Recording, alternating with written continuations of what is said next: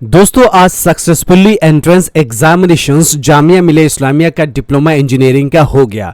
तो questions paper का solutions आप लोग डिमांड कर रहे थे कि क्वेश्चंस पेपर सॉल्व करके बताइए और साथ ही साथ कट ऑफ भी बताइए। तो सबसे पहले क्वेश्चंस पेपर सॉल्व करते हैं। 200 क्वेश्चंस है। कितना है? 200 क्वेश्चंस है। तो मैं इस हिसाब से आपको करूंगा कि पहले केमिस्ट्री करवा दूंगा 66, उसके बाद फिजिक्स, तब मैथ। तो पहले केमिस्ट्री जो क्वेश्चंस है उसको सॉल्व करते हैं। तो पहला क्वेश्चंस है और ये सेट देख लीजिए कौन सा सेट लेके आया है। सेट है हमारा सी। सेट कौन सा है? सेट सी है। C set C, A B C D 4 sets में से मैं जो सेट लेके आया हूं सी। बाकी आप कोई सा भी सेट का एग्जामिनेशंस दिए होंगे उसमें सेम यही क्वेश्चंस होगा। हो सकता है कि मेरे में नंबर 1 दिखा रहा है, आप में नंबर 3 दिखाया, 4 दिखाया। तो क्वेश्चंस पेपर कोई भी सेट का सारे सेम होता है, सिर्फ order of the question different होता है। यानी सेम क्वेश्चन मेरे में पहला दिखा रहा है तो आप में दूसरा दिखाया, किसी और में तीसरा दिखाएगा, चौथा में पांचवा दिखाएगा। तो इस हिसाब से है। तो क्वेश्चंस आप में भी कोई सा भी सेट हो सेम है। फटाफट क्वेश्चंस करेंगे, ज्यादा देर नहीं करेंगे क्योंकि फिजिक्स का भी लेके आना है। तो कौन सा फॉलोइंग कॉन्फ़िगरेशंस में रिप्रेजेंट नहीं करता है ground state electronic configuration of an atom? माने कौन सा इसमें कॉन्फ़िगरेशन है जो स्टेबल स्टेट नहीं है? तो स्टेबल स्टेट कौन नहीं है? तो आप देख सकते हैं ऑप्शन जो बी है, ऑप्शन बी जो है वो स्टेबल स्टेट नहीं है। मैं फिर से आपको रिपीट कर रहा हूं क्वेश्चन। देखिए जामिया मिलिया इस्लामिया में डिप्लोमा इंजीनियरिंग का जो क्वेश्चंस होता है वो इंग्लिश में ही आता है। तो आपको इंग्लिश तो सीखनी ही सीखनी है क्योंकि आपको नौकरी करनी है ना। डिप्लोमा इंजीनियरिंग करने के बाद आप जूनियर इंजीनियर, ओवरसीयर, सुपरवाइजर बनेंगे तो आपको इंग्लिश तो सीखनी ही पड़ेगी। तो पहला का आंसर है बी। फटाफट चलते हैं, ठीक है। ग्राउंड स्टेट इलेक्ट्रॉनिक कॉन्फ़िगरेशन मतलब स्टेबल कौन नहीं है? तो ये स्टेबल नहीं है। दूसरा देखते हैं, विच of the following statement about the electron is incorrect? कौन सा फॉलोइंग स्टेटमेंट से इलेक्ट्रॉन के जो इनकरेक्ट है?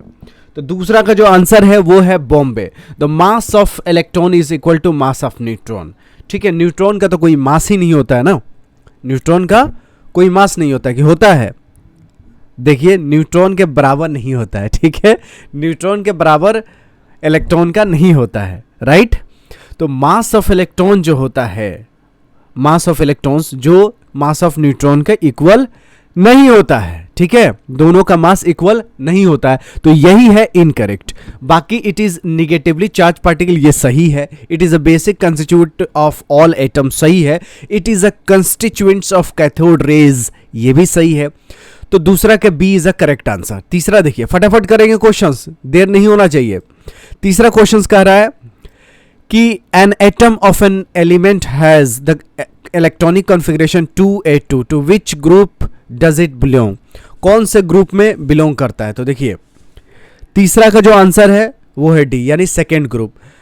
क्योंकि लास्ट में क्या है, 2 है आउटर मोस्ट ऑर्बिट में है, तो ये सेकेंड ग्रुप का एलिमेंट है। तो तीसरा का जो आंसर है वो डी आंसर है। तीसरा का आंसर डी है क्योंकि लास्ट में 2 है तो सेकेंड ग्रुप है, लास्ट में 1 रहता है तो ग्रुप 1 रहता है। तो तीसरा का आंसर है डी। अब बढ़ते हैं चौथा क्वेश्चन की तरफ। चौथा क्वेश्चन क्या कह रहा है? चौथा क्वेश्चन कह रहा है कि an arrangement of element in a modern periodic table is based on there.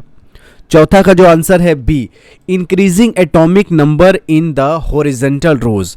Horizontal row में लेफ्ट से लेकर राइट की तरफ जाते हैं तो इंक्रीज करता है एटॉमिक नंबर हॉरिजॉन्टल रोज में। तो चौथा का आंसर बी है। पांचवा का देखिए, फटाफट करेंगे। Where would you locate the element with the electronic configuration 2 8 in the modern periodic table? आप कहां पे लोकेट करेंगे कि जिसका इलेक्ट्रॉनिक कॉन्फ़िगरेशन 2 और 8 है? तो मॉडर्न पीरियोडिक टेबल में कहां इसको लोकेट करेंगे? तो पांचवा का आंसर है सी, ग्रुप 18 में, लास्ट में, सबसे लास्ट में, जिसके आउटर मोस्ट ऑर्बिट में 8 इलेक्ट्रॉन होता है वो स्टेबल होता है। तो ग्रुप 18 में ही जिसका कॉन्फ़िगरेशन 2 8 है उसको रखेंगे। पांचवा का आंसर सी। छठवां का आंसर देखिए, the element x forms a chloride with the formula XCl2 which is a solid with the high melting point. X would most likely be in the same group of the periodic table as। छठवा का जो answer है वो है B, magnesium. करे कोई element है forms करता है chloride with the formula XCl2, तो magnesium chloride which is a solid, जो कि सॉलिड है विथ हाई मेल्टिंग पॉइंट है। तो एक्स क्या होगा, क्योंकि एक्स जो है मैग्नीशियम सॉलिड होता है इसका और हाई मेल्टिंग पॉइंट होता है और क्लोराइड से मिलके मैग्नीशियम क्लोराइड फॉर्म करता है। तो छठवां का आंसर हो गया बी। देखिए कितना फटाफट हम लोगों ने क्वेश्चन किया। अब देखिए सातवां question, carbon belongs to the second period and group 14, silicon belongs to the third period and group 14। If atomic number of carbon is 6, atomic number of silicon is. अब सिलिकॉन का तो आपको पता ही होगा कि सातवां का जो आंसर होगा बी, यानी सिलिकॉन का एटॉमिक नंबर 14 होता है। सिलिकॉन का एटॉमिक नंबर 14 होता है। आठवां देखिए, what is the atomic number of element of period 3 and group 17 of the periodic table. तो आठवां का जो आंसर है वो है सी, 17। आठवां का जो आंसर है वो है सी, 17। तो यही क्या होता है कि एक एटॉमिक नंबर है जिसका पीरियड तो 3 है लेकिन ग्रुप 17 में आते हैं। तो जाहिर सी बात है, देखिए इसमें पीरियड 3 है और ग्रुप 17 में कौन सा आएगा, क्लोरीन आएगा। ठीक है, 17।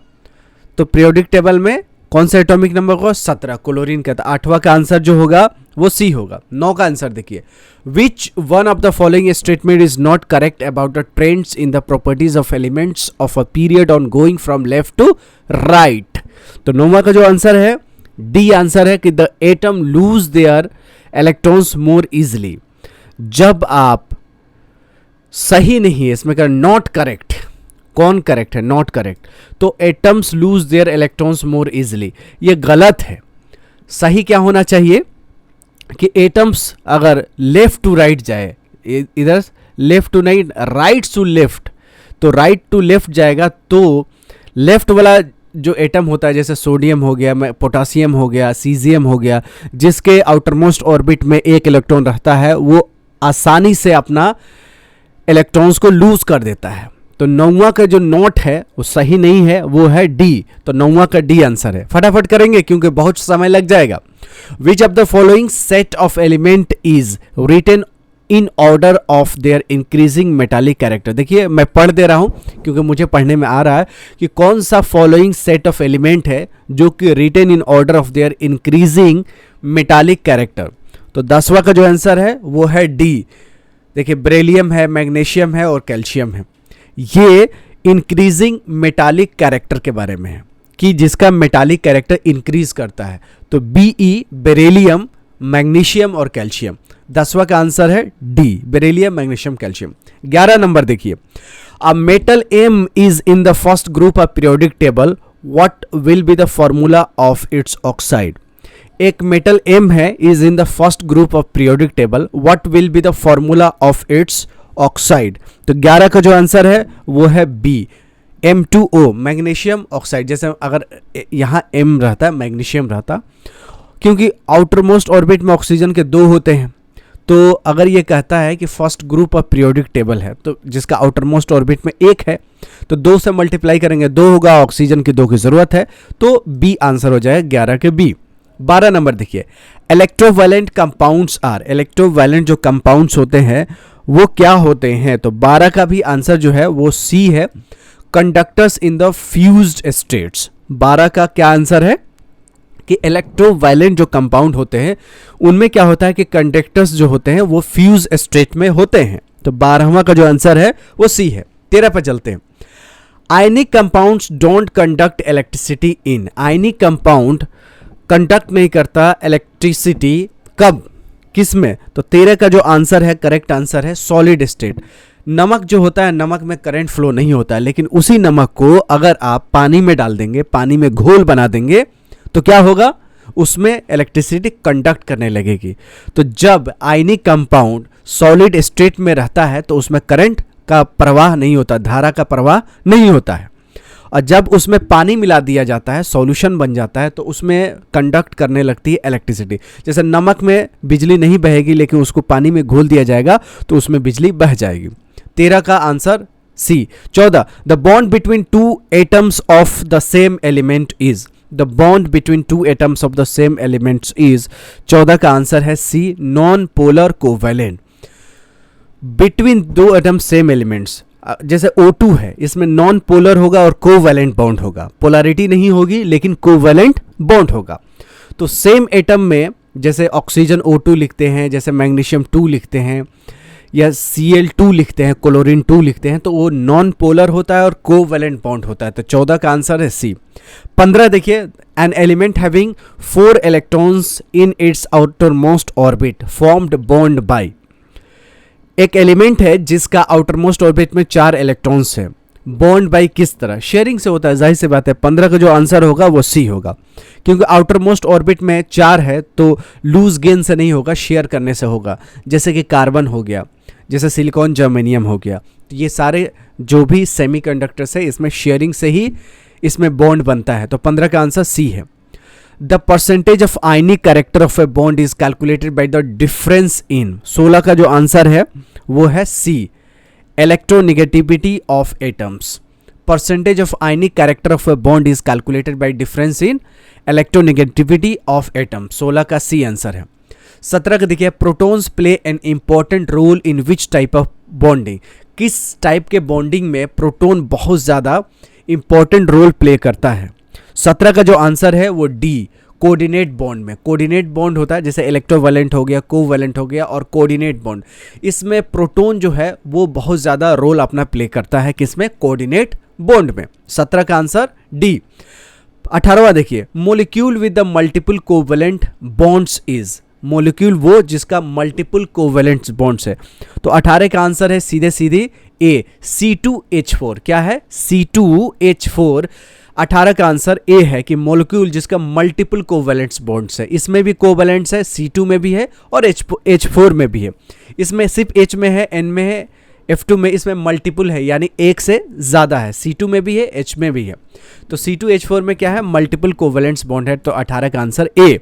विच of the following elements will form acidic oxide. कौन सा एलिमेंट्स है जिसको एसिडिक ऑक्साइड बनाएगा? तो 19 का जो आंसर है वो है ए। 19 का आंसर है ए विथ एटॉमिक नंबर 7, जो कि एसिडिक ऑक्साइड बनाएगा। ठीक है, 19 का answer A with atomic number 7, जिसका एटॉमिक नंबर 7 होगा वही बनाएगा एसिडिक ऑक्साइड। ठीक है, जिसका एटॉमिक नंबर 7 होगा वो बनाएगा एसिडिक ऑक्साइड। 20 का देखिए, which set out of them shows the correct sequence of metallic character. Correct sequence बताइए मेटालिक कैरेक्टर का। तो 20 का जो आंसर रहेगा वो जैसे क्वेश्चन 10 था वैसा ही है। इसमें क्या हो जाएगा? देखिए 20 का आंसर हो जाएगा बेरिलियम, मैग्नीशियम, कैल्शियम।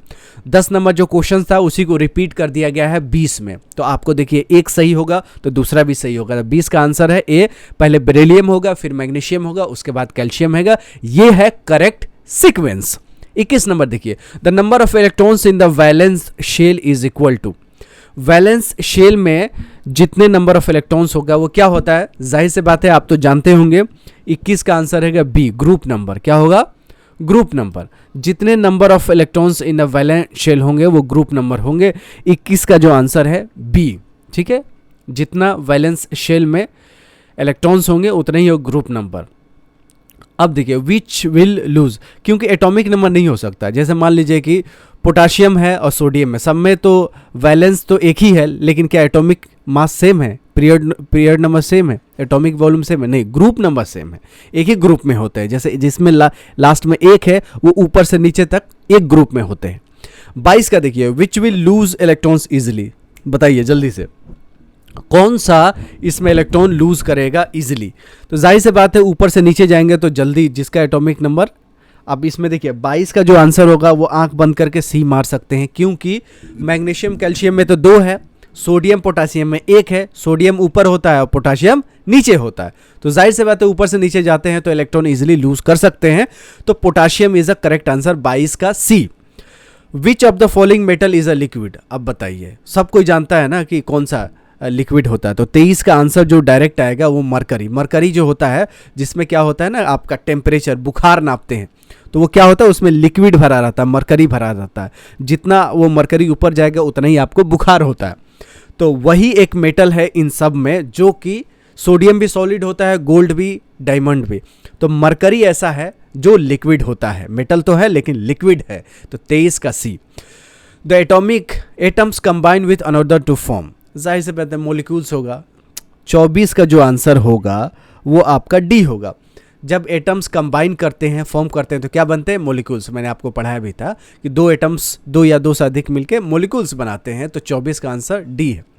25 देखिए, the number of electrons in the valence shell varies from, जाहिर सी बात है 1 to 8। 25 का जो आंसर होगा वो बी होगा कि वैलेंस इलेक्ट्रॉन्स 1 से लेके 8 तक होते हैं। किसी के आउटर मोस्ट ऑर्बिट में 1 हो सकता है, 2 हो सकता है, मैक्सिमम 8 ही हो सकता है। 8 से ज़्यादा नहीं हो सकता और 1 से कम मतलब 0 नहीं हो सकता है। तो वैलेंस इलेक्ट्रॉन्स 1 से 8 के बीच में वेरी करते हैं। तो 25 का आंसर बी है। 26 देखिए, the physical state of water at room temperature is, the physical state of water at room temperature is, physical state of water जो होगा रूम टेम्परेचर पे, 26 का जो आंसर होगा वो है A, liquid. Physical state of water at room temperature क्या होता है? लिक्विड ही तो रहता है। अगर पानी आप पीते हैं तो क्या रहता है? बर्फ रहता है, गैस रहता है, वेपर रहता है, नहीं, पानी रहता है, लिक्विड रहता है। तो physical state of water at room temperature is liquid होता है। 26 का ये बहुत आसान क्वेश्चन था। प्रोटॉन किसने डिस्कवर किया था? तो देखिए आपको बताया भी था, इलेक्ट्रॉन, प्रोटॉन, न्यूट्रॉन। 27 का जो आंसर है गोल्डस्टीन। किसने? गोल्डस्टीन।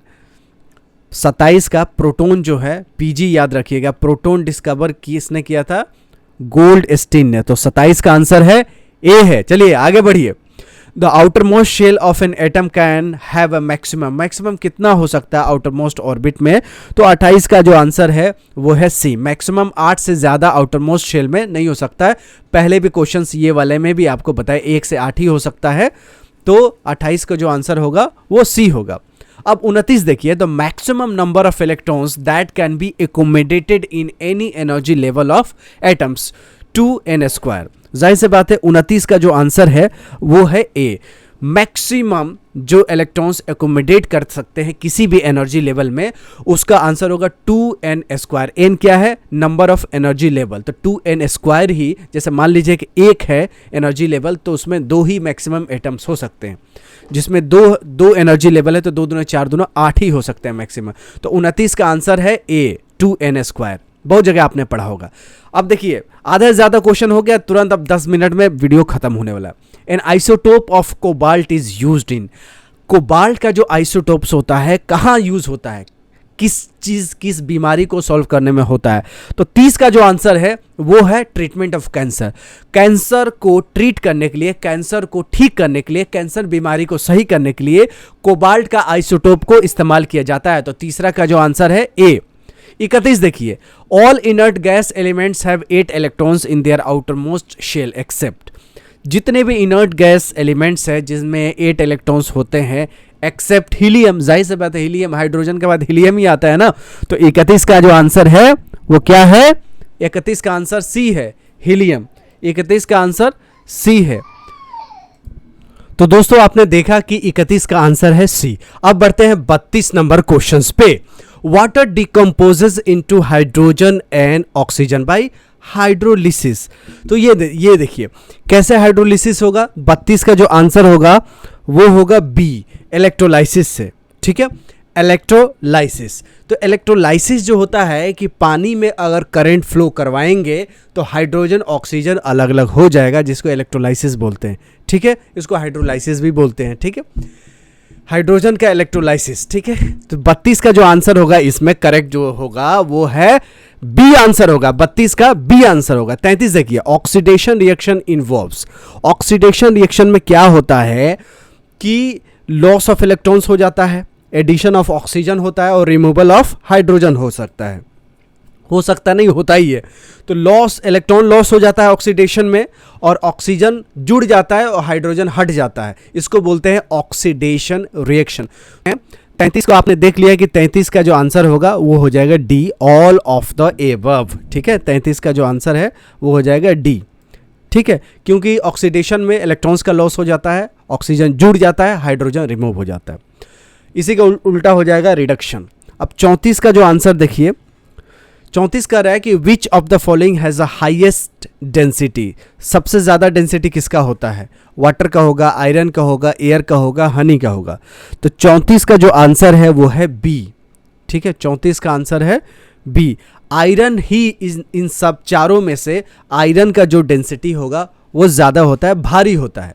अगर सेम वॉल्यूम का आयरन, वाटर अगर एक बाल्टी पानी, एक बाल्टी लोहा, एक बाल्टी मध हनी और एक बाल्टी हवा, तो कौन भारी होगा? तो एक बाल्टी लोहा भारी होगा ना। तो 34 का जो आंसर होगा वो हो जाएगा बी। ठीक है, 66 degree Celsius is equal to 66 degree Celsius equal to इसमें 273 जोड़ दीजिए, तो 35 का जो आंसर आएगा वो निकल के आएगा ए 339 के।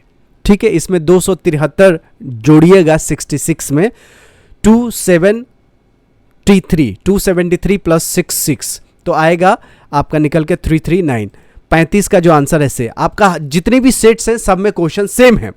36 देखिए, the process where liquid changes to gas, liquid है गैस में चेंज हो जाएगा तो वेपराइजेशन हो जाएगा। 36 का जो आंसर है वो हो जाएगा बी।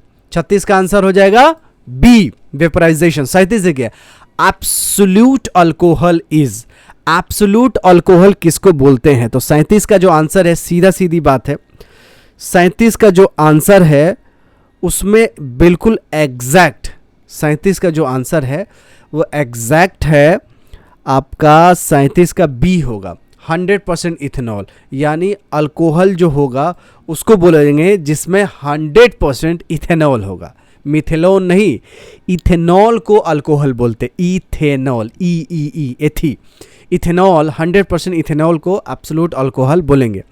38 देखिए, 38 का रहा द मोस्ट रिएक्टिव एलिमेंट्स, सबसे ज़्यादा रिएक्टिव एलिमेंट्स कौन है? सबसे ज़्यादा रिएक्टिव एलिमेंट्स कौन है? इसमें देखिए 38 का ऐसा क्वेश्चन रिपीट भी हुआ था। पोटाशियम जो है सबसे ज़्यादा रिएक्टिव एलिमेंट्स है, जो जल्दी से अपना इलेक्ट्रॉन को लूज कर पाएगा, जो जल्दी से अपना इलेक्ट्रॉन लूज कर पाएगा वो ज़्यादा रिएक्टिव है, बहुत जल्दी से किसी से रिएक्शन कर लेगा। तो 38 का के, पोटाशियम। 39 देखिए, the highest melting point is of, किसका सबसे ज़्यादा मेल्टिंग पॉइंट होगा? तो 39 का जो आंसर है वो है ए, कैल्शियम ऑक्साइड का ही सबसे ज़्यादा मेल्टिंग पॉइंट्स होता है इन सारे कंपाउंड्स में। 39 का जो आंसर है वो है ए।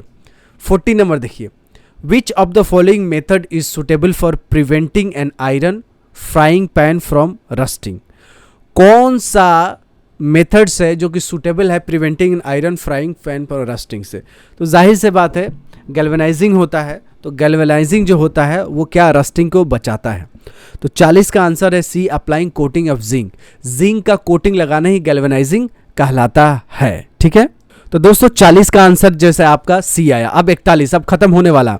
N element reacts with oxygen, एक एलिमेंट्स है जो ऑक्सीजन के साथ रिएक्ट करता है to give a compound with the melting point and it is also soluble in water, the element is, 41 का आंसर है ए, कैल्शियम। 41 का आंसर है कैल्शियम।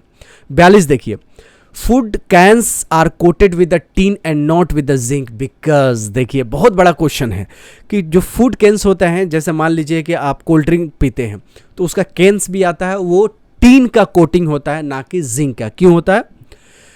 42 का जो आंसर है वो है सी, क्योंकि zinc is more reactive than tin, zinc जल्दी से रिएक्शंस कर देगा, कोल्ड ड्रिंक से रिएक्शन कर लेगा, इसीलिए जिंक इज को अवॉइड करते हैं खाने वाले चीज़ों में। ठीक है, जिंक को खाने वाले चीज़ों में अवॉइड करते हैं, उसमें टीन का ही डाल लेते हैं कि चलो यार रस्टिंग से टीन भी बचाता है, जिंक भी बचाता है, लेकिन जिंक जो होता है ज़्यादा रिएक्टिव होता है, रिएक्शन कर देता है खाने से, इसलिए फूड कैंस टीन से किया जाता है कोटिंग, ना कि जिंक से। तो 42 का आंसर सी है।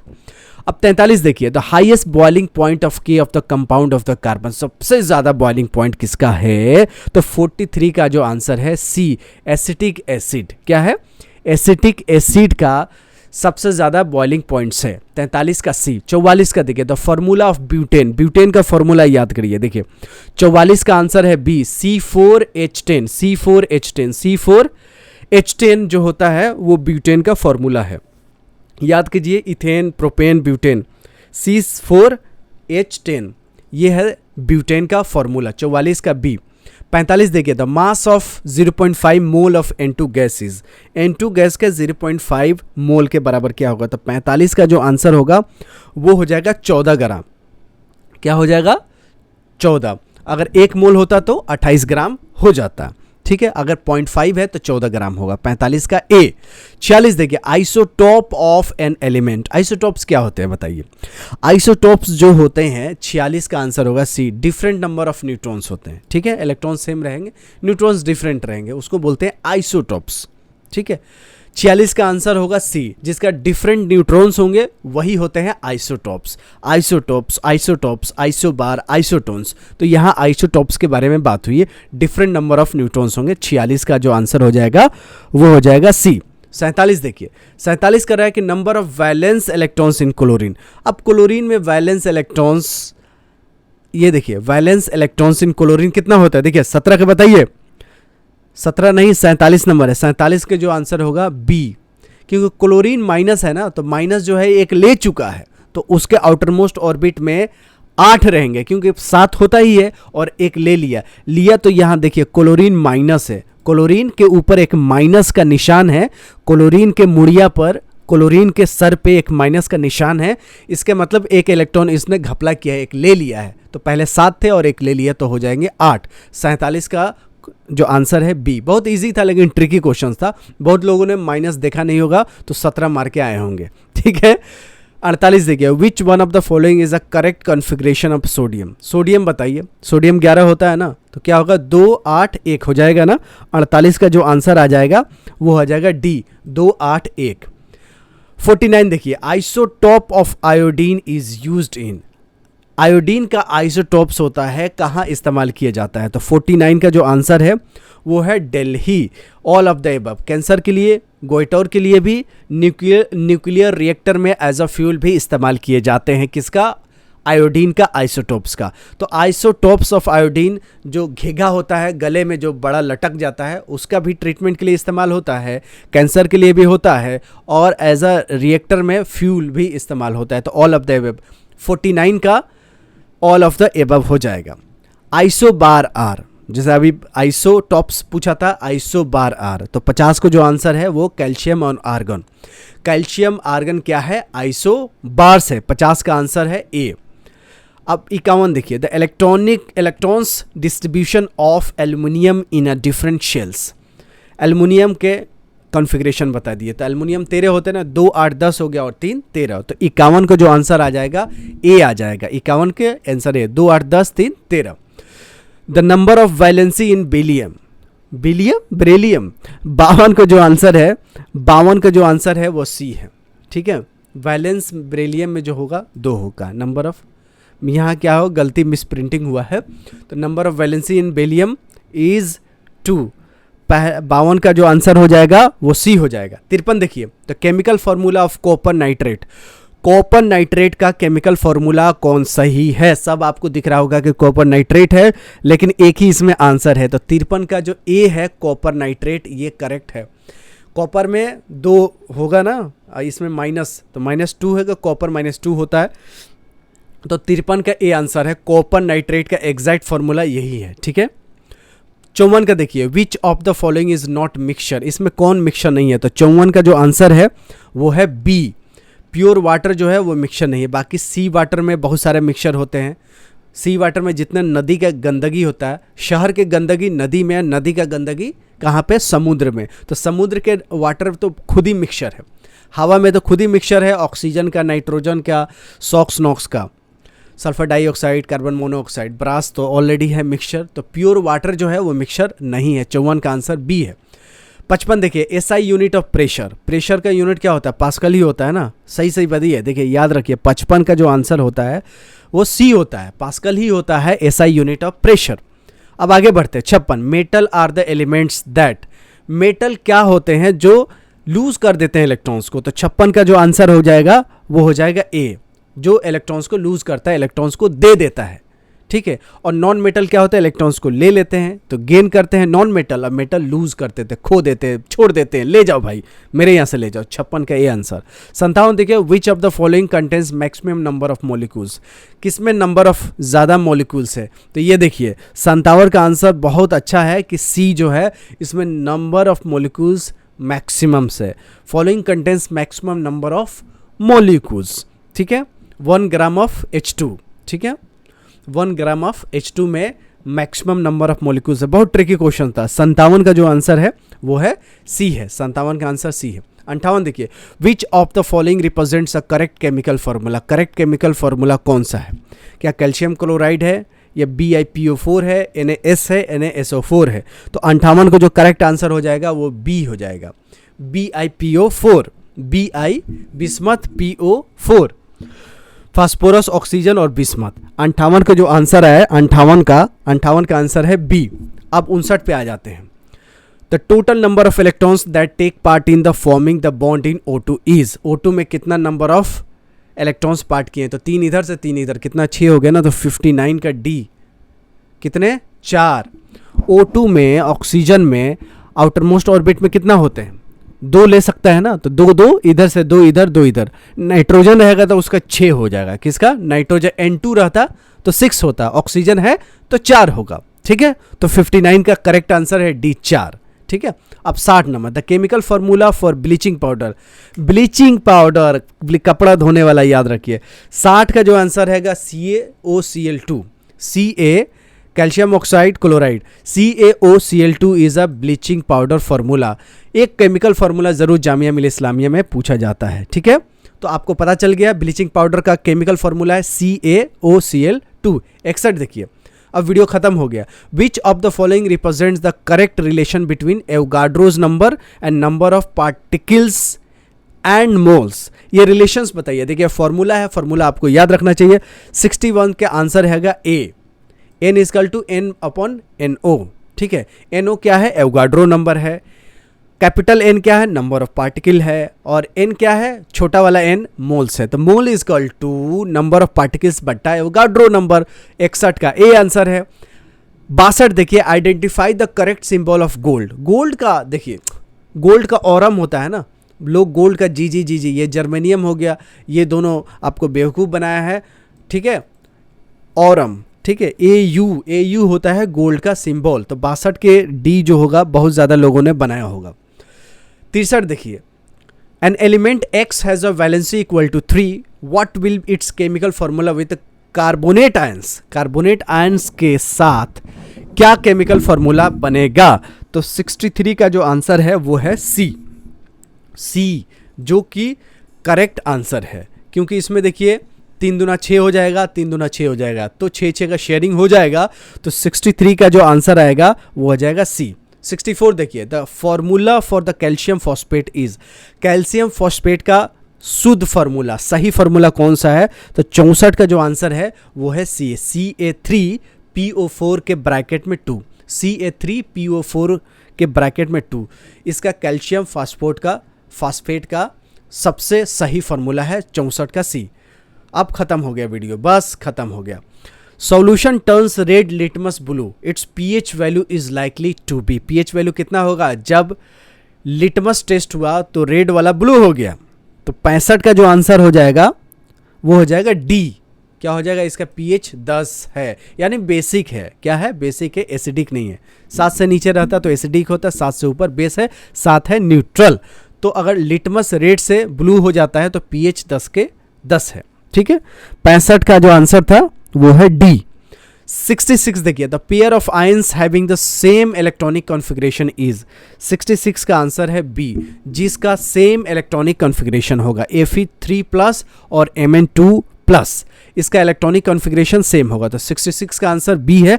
अब अगले वीडियो में हम करते हैं फिजिक्स और मैथ का सॉल्यूशंस। तो चैनल पे बने रहिएगा, आपको ऐसे ही यूजफुल वीडियो आपको हमेशा TBIT क्लासेस और TBIT पे मिलती रहेगी। मिलते हैं अगली वीडियो में, तब तक इस वीडियो को वायरल कीजिए, लाइक कीजिए, शेयर कीजिए और चैनल पे बने रहिए। और AMU को तैयारी करनी है तो अब ऐप पे जुड़ जाइए, आपको जितने भी केमिस्ट्री का पढ़ाया गया एग्जैक्टली सारे क्वेश्चंस आए हैं।